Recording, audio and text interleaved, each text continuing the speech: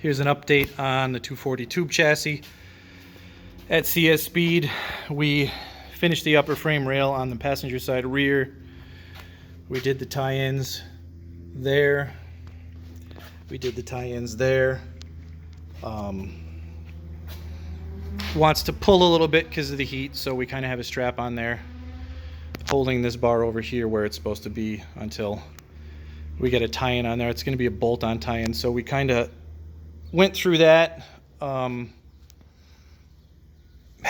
make a couple design changes, so we switched up. The steel finally came in, so we threw this other bar here in for the floor on Pete's car, and it's getting kind of late, so we're gonna stop. Plus it's hot as hell. That's where we're at. We're gonna put this all together soon. So there's your 60-second update from CS Speed.